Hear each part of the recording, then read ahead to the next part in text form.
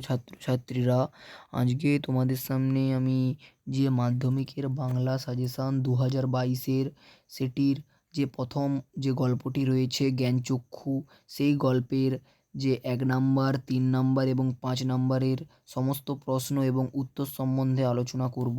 ভিডিওটা না কেটে সম্পূর্ণ দেখো, তাহলেই বুঝতে পারবে। এবং এর আগে আমি পর্ষদের টেস্ট পেপার 32 অবধি সমাধান করেছি এবং তারপরে আর কেন সমাধান করিনি তার কারণ, অর্থাৎ কিছু কিছু প্রশ্ন একই থাকছে, অর্থাৎ গ্রামারেরও একই প্রশ্ন অল্টারনেটিভ থেকে আছে, ওই জন্য আমি সমাধান আর করিনি। তবুও যদি তোমাদের কোনো যেই চ্যাপ্টারটা বুঝতে অসুবিধা হবে অবশ্যই কমেন্ট করে জানাবে, তাহলে আমি সেই অধ্যায়টির উত্তরটি আমি তোমাদের দিক কষে দেব। তো প্রথম প্রশ্ন কি আছে, 1 দাগের তপনের হাত আছে কথাটির অর্থ হলো কি? অ্যান্সার হবে বি এর দাগের ভাষার দখল। 2 দাগের যেন নেশায় পেয়েছি, যে নেশার কথা বলা হয়েছে উত্তর হবে অ্যান্সার সি, গল্প লেখার নেশা। 3 দাগের মামা বাড়িতে থেকে তপন প্রথম যে গল্পটি লিখেছিল, এর অ্যান্সার হবে এর দাগের দুপুরবেলা। 4 দাগের গায়ে কাঁটা দিয়ে উঠল তপনের, এর কারণ হলো কি? উত্তর হবে অ্যান্সার বি এর দাগের স্বরচিত গল্প পাঠের অনুভূতি। তারপরের প্রশ্ন 5 দাগের ঠাট্টা তামাশার মধ্যে তপন যে কটি গল্প লিখেছে, উত্তর হবে সি এর দাগের 2-3টি। 6 দাগের আমাদের থাকলে আমরাও চেষ্টা করে দেখতাম, উক্তিটির বক্তা হলেন অ্যান্সার হবে বি এর দাগের মেজো কাকু। 7 দাগের কই পড় লজ্জা কি, পড় সবাই শুনি কথাটি বলেছিলেন তপনের, অ্যান্সার হবে সি এর দাগের মা। 8 দাগের তপনের ছোট মাসি আত্মপ্রসাদের প্রসন্নতা নিয়ে বসে কখন, এটা মানে কি খায়? উত্তর লিখবে অ্যান্সার ডি এর দাগের ডিম ভাজা আর চা খায়। 9 দাগের তপন অবশ্য মাসির এই হইচইতে মনে মনে হয় কি, এটা হবে অ্যান্সার হবে সি এর দাগের পুলকিত। 10 দাগের শুধু এইটাই জানা ছিল না, অজানা বিষয়টি হলো কি? অজানা বিষয়টি হলো অ্যান্সার হবে বি এর দাগের মেসো একজন লেখক। তারপরে 2 দাগের অতি সংক্ষিপ্ত প্রশ্নোত্তর, অর্থাৎ এগুলি 3 নাম্বারের। 2.1 এই বিষয়ে সন্দেহ ছিল তপনের, কোন বিষয়ে? ভুল বলেছি, এটা হচ্ছে অতি সংক্ষিপ্ত প্রশ্নোত্তর, অর্থাৎ 1 নাম্বারের এমসিকিউর পোস্টে, এটা হচ্ছে মানে এমসিকিউ টাইপের এসএকিউ প্রশ্ন। তারপরের প্রথম প্রশ্ন কি বলেছে? 2.1 এই বিষয়ে সন্দেহ ছিল তপনের, কোন বিষয়ে তপনের সন্দেহ ছিল? তো উত্তরটা লিখবে একজন লেখকের আচরণ যে আর 5টা সাধারণ মানুষের মতোই হয়ে থাকে, সেই বিষয়ে তপনের সন্দেহ ছিল। 2.2 বিকেলে চায়ের টেবিলে ওঠে কথাটা, চায়ের টেবিলে কোন কথা ওঠে? তো উত্তরটা হবে তপনের লেখা গল্পটি নতুন মেসোমশাই সন্ধ্যাতারা পত্রিকায় ছাপিয়ে দেবেন, এই কথায় চায়ের টেবিলে ওঠে। 2.3 গল্প ছাপা হলে যে ভয়ঙ্কর আহ্লাদটা হবার কথা, সেই আহ্লাদ খুঁজে পায় না, উদ্দিষ্ট ব্যক্তির আহ্লাদিত হতে না পারার কারণ কি? উত্তরটা লিখবে গল্পটি ছাপানো নিয়ে তপনের থেকে তার নতুন মেসোর মহত্বের কথাই বেশি করে প্রচারিত হওয়ায় তপনের গল্প ছাপার আহ্লাদটা হারিয়ে যায়। 2.4 তপনের লেখা গল্প পড়ে ছোট মাসি কি বলেছিল? তো উত্তর লিখবে ছোট মাসি বলে, ও মা, এ তো বেশ ভালো লিখেছিস রে, কোনোখান থেকেও টুকলিফাই করিসনি তো। 2.5 তপন অবশ্য মাসির এই হইচইতে মনে মনে পুলকিত হয়, তপনের এই পুলকের কারণ কি? উত্তর লিখবে কারণ তপন ভাবে তার লেখার প্রকৃত মূল্য বুঝলে একমাত্র নতুন মেসোই বুঝবে। 2.6 এমন সময় ঘটল সেই ঘটনা, কোন ঘটনার কথা বলা হয়েছে? তো উত্তর লিখবে তপনের ছোট মাসি আর মেসোমশাই যেদিন সন্ধ্যাতারা পত্রিকার একটি সংখ্যা নিয়ে তপনের বাড়িতে বেড়াতে আসেন, সেই ঘটনার কথাই বলা হয়েছে। 2.7 বুকের রক্ত ছলকে ওঠে তপনের, কেন বুকের রক্ত ছলকে ওঠে? তো উত্তরটা লিখবে তপনের বাড়িতে বেড়াতে আসা ছোট মাসি আর মেসোমশাই এর হাতে থাকা সন্ধ্যাতারা পত্রিকার একটি সংখ্যা দেখে তপনের বুকের রক্ত ছলকে ওঠে, কারণ তপন ভাবে হয়তো তার অপেক্ষার অবসান এবার ঘটতে চলেছে নিজের লেখা গল্প ছাপার মধ্য দিয়ে। 2.8 পৃথিবীতে এমন অলৌকিক ঘটনাও ঘটে, কোন ঘটনাকে অলৌকিক বলা হয়েছে? তো উত্তরটা লিখবে তপনের লেখা গল্পটি ছাপার অক্ষরে হাজার হাজার ছেলের হাতে ঘুরবে, এই ঘটনাকেই অলৌকিক বলা হয়েছে। তারপরের প্রশ্ন 2.9 তা সত্যিই ঘটেছে। কি ঘটেছে? উত্তর হবে তপনের লেখা গল্পটি সন্ধ্যাতারা পত্রিকায় ছাপা হয়েছে, এই ঘটনাটাই ঘটেছে। 2.10 সূচিপত্রেও নাম রয়েছে, সেখানে কি লেখা ছিল? তো উত্তর হবে আশাপূর্ণা দেবীর জ্ঞানচক্ষু গল্পে সন্ধ্যাতারা পত্রিকার সূচিপত্রে লেখা ছিল প্রথম দিন গল্প শ্রী তপন কুমার রায়। 2.11 ক্রমশ ও কথাটাও ছড়িয়ে পড়ে, কোন কথাটা? তো উত্তরটা লিখবে তপনের লেখা কিছু গল্পটি কিছুটা কারেকশান করে মেসোমশাই সন্ধ্যাতারা পত্রিকায় ছাপিয়ে দিয়েছেন, এই কথাটি সারা বাড়িতে ছড়িয়ে পড়ে। 2.12 আর কখনো শুনতে না হয়, কাকে কি শুনতে না হয়? উত্তর হবে তপনের যেন আর কখনো শুনতে না হয় অমুক তপনের লেখা ছাপিয়ে দিয়েছে। 2.13 তপন আর পড়তে পারে না, কেন তপন আর পড়তে পারে না? তো উত্তরটা হবে নিজের লেখা ছাপানো গল্পটি পড়তে গিয়ে যখন তপন দেখে গল্পটিকে মেসো আগাগোড়াই কারেকশান করে নিজের পাকা হাতে কলমে নতুন করে লিখেছেন, তখন তপন আর পড়তে পারে না। 3 দাগের ব্যাখ্যাভিত্তিক প্রশ্নোত্তর কী আছে? 3.1 অর্থাৎ এগুলি 3 নাম্বারের। তপন যেন কোথায় হারিয়ে যায় এইসব কথার মধ্যে, এইসব কথা বলতে কি বোঝানো হয়েছে এবং তপনের হারিয়ে যাওয়ার কারণ কি? উত্তরটা দেখে নাও যে তপনের লেখা গল্প পত্রিকায় প্রকাশিত হলেও মেসোর কারেকশানের কথাটি ছড়িয়ে পড়ে সারা বাড়িতে। এতে তপনের বাবা ও মেজো কাকু মেসোমশাইকে তপনের থেকে বেশি গুরুত্ব দেন। মেজো কাকু বলেন তা ওরকম একটি লেখক মেসো থাকা মন্দ নয়, আমাদের থাকলে আমরাও চেষ্টা করে দেখতাম। আর সেই সঙ্গে বলা হয় নতুন মেসো না থাকলে তপনের লেখা সন্ধ্যাতারার সম্পাদক হয়তো আঙুল দিয়েও ছুঁতো না, এইসব কথাই তপনের লেখা সম্পর্কে বলা হয়। তারপরে কি গল্প ছাপা হলে তপনের যে আনন্দটা হবার কথা সেটা অদৃশ্য হওয়াতেই তপন হারিয়ে যায়। 3.2 সারা বাড়িতে শোরগোল পড়ে যায়, শোরগোল কথার অর্থ কি? কোন ঘটনায় এই শোরগোল পড়ে যায়? তো উত্তরটা লিখবে শোরগোল কথাটির অর্থ হইচই। তপনের লেখা গল্পটি প্রতিশ্রুতি মতো তার বিষণ্ণ ছোট মেসো পত্রিকায় ছাপিয়ে তপনের বাড়িতে নিয়ে আসেন। তার লেখা এই প্রথম ছাপার অক্ষরে প্রকাশিত হলে তপন অনাবিল উত্তেজনায় ফুটতে থাকে। আর এই খবর সারা বাড়িতে ছড়িয়ে পড়লে সকলের মধ্যে শোরগোল পড়ে যায় এবং তপনের সৃষ্টিকে কেন্দ্র করে সকলে আলোচনায় মুখর হয়ে ওঠে। তো তোমাদের যদি কোনো বুঝতে অসুবিধা থাকে তো আমি আগেই বলেছিলাম, অর্থাৎ পর্ষদের টেস্ট পেপারেও যেমন এই ছবিগুলোর লিঙ্ক আমি পিডিএফ হিসেবে ডেসক্রিপশান বক্সে দিয়ে দেবো, তো তোমরা সেখান থেকে ডাউনলোড করে ভালোভাবে পড়ে নিতে পারবে। তো 3.3 তার চেয়ে দুঃখের কিছু নেই, তার থেকে অপমানের। কার সম্পর্কে এই মন্তব্য? তার চেয়ে বলতে কি বোঝানো হয়েছে? তো উত্তর লিখবে জ্ঞানচক্ষু গল্পের অন্যতম চরিত্র তপন সম্পর্কে উদ্ধৃত মন্তব্যটি করা হয়েছে।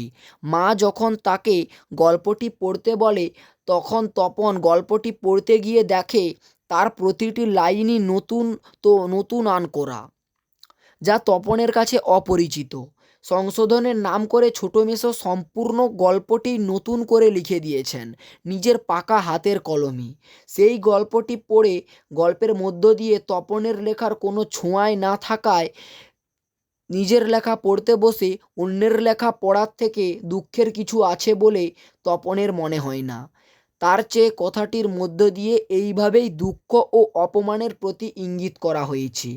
তারপরের দাগের সে রচনাধর্মী প্রশ্নোত্তর অর্থাৎ 5 নম্বরের যে প্রশ্নগুলো দেখে নাও।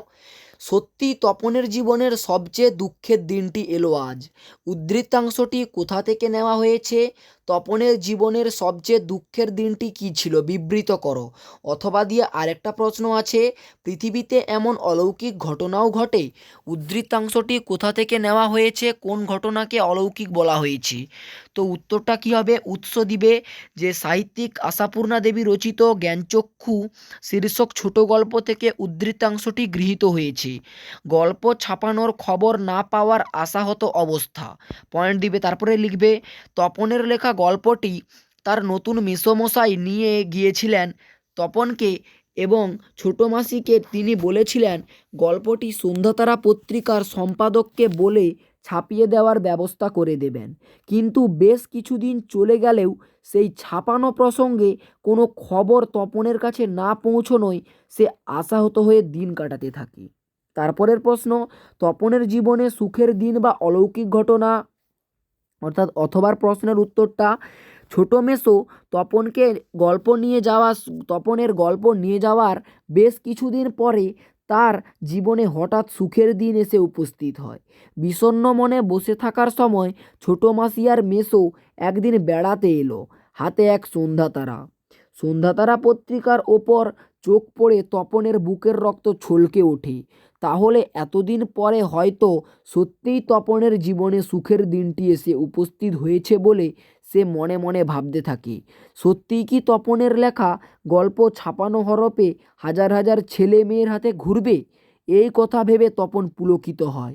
তার মনে হয় এ যেন পৃথিবীতে ঘটে যাওয়া অলৌকিক ঘটনা। পত্রিকার সূচিপত্রে জলজল করে লেখা রয়েছে, প্রথম দিন গল্প শ্রী তপন কুমার রায়। সারা বাড়িতে শোরগোল পড়ে যায় এবং তপনের লেখা গল্পের পত্রিকাটি এক হাত থেকে অন্য হাতে আনন্দের সাথে ঘুরতে থাকে। তারপরের প্রশ্ন 4.2, জ্ঞানচক্ষু গল্পে তপনের জীবনের সবচেয়ে সুখের দিনটি কিভাবে দুঃখের দিনে পরিণত হলো তা নিজের ভাষায় লেখো। তো এটি তোমার দিকে নিজের ভাষায় লিখতে বলছে, তো তোমরা কী লিখবে যে বইয়ে একটু দেখে তোমরা লিখতেই পারবে। সহজ প্রশ্ন আছে। বাংলা সাহিত্যের অন্যতম লেখিকা তথা ঔপন্যাসিক আশাপূর্ণা দেবী রচিত জ্ঞানচক্ষু শীর্ষক ছোট গল্পের কেন্দ্রে চরিত্র তপনের সুখের দিনটি দুঃখের দিনে পরিণত হয়েছিল। তপনের জীবনে সুখের দিন কী ছিল? যে মামা বাড়িতে গিয়ে লেখা তপনের একটি গল্প ছোট মেসো সঙ্গে করে নিয়ে গিয়েছিলেন। তিনি তপনকে প্রতিশ্রুতি দিয়েছিলেন তার লেখা গল্পটি সন্ধ্যাতারা পত্রিকার সম্পাদককে বলে ছাপানোর ব্যবস্থা করে দেবেন। এরপর বেশ কিছুদিন কোনো খবর না আসায় তপন অনেকটা আশাহত হয়ে গেলে হঠাৎ তপনের বাড়িতে ছোট মাসি আর মেসো একদিন বেড়াতে এলো। তার হাতে এক সন্ধ্যাতারা। সেই পত্রিকা দেখে এবং তাতে তপন নিজের লেখা গল্প ছাপার কথা মনে মনে পুলকিত হয়ে ওঠে। এটাই ছিল তার সবচেয়ে সুখের দিন এবং সুখের দিন থেকে দুঃখের দিনে পরিণত হওয়া। তবে সেই সুখের দিন শেষ পরিণতি তপনের কাছে হয়ে উঠেছিল অত্যন্ত বেদনার্ত।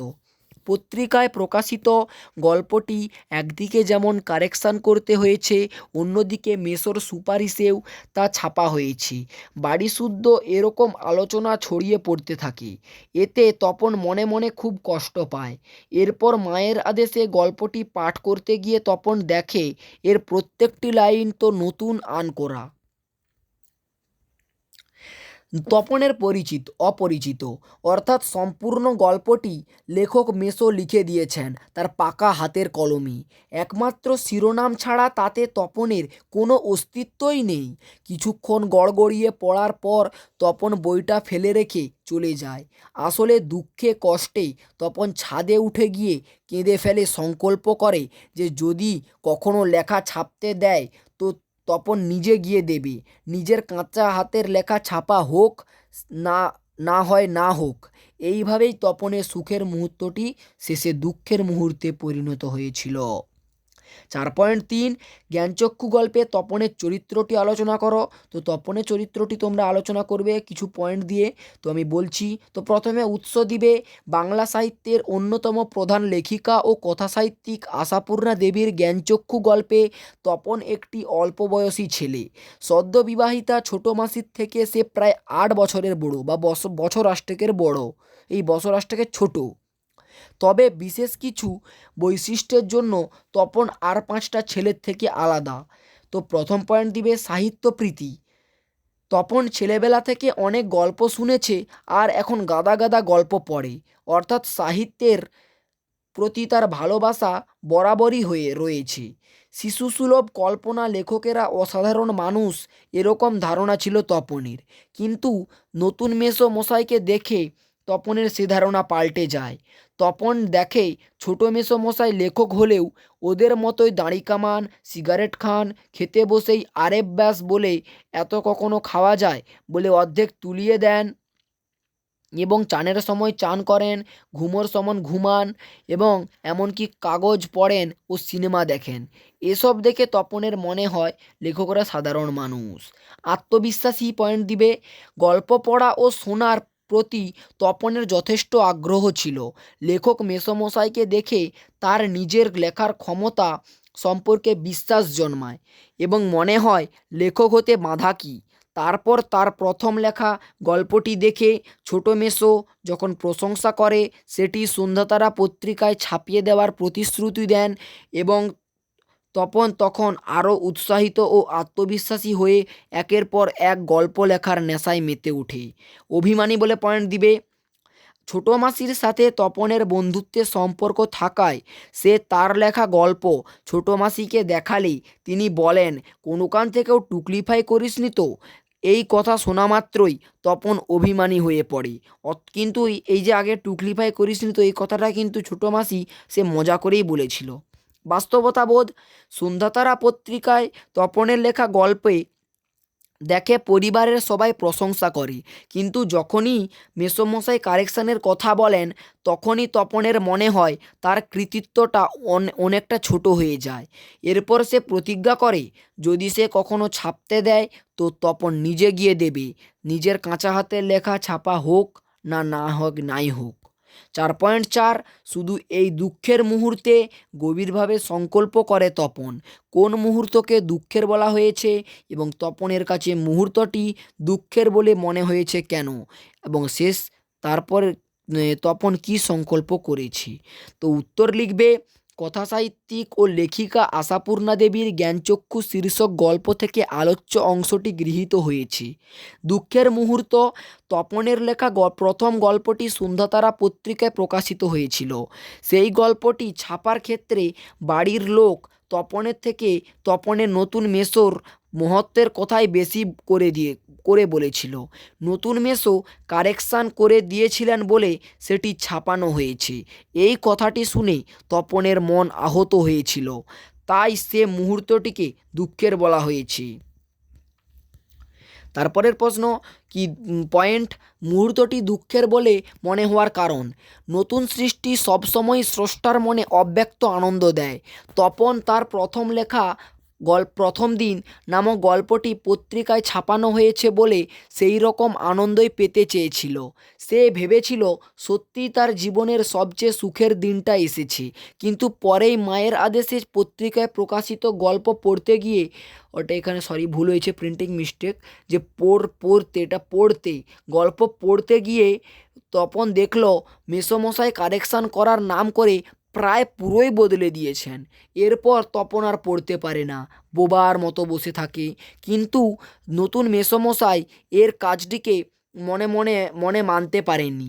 নতুন মেসো কিশোর তপনের লেখক মনটাকে গুরুত্ব না দেওয়ায় হৃদয় মনে সে সম্পূর্ণ ভেঙে পড়েছিল।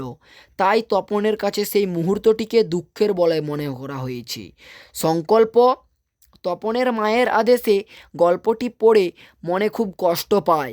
তখন সে মনে শক্ত করে যে একটা সংকল্প করে যে লেখা যদি কখনো ছাপতে দেয় তাহলে সে নিজে গিয়ে দেবে, তাতে লেখাটি ছাপা হোক না হলেও তপনের কিছু যায় আসে না।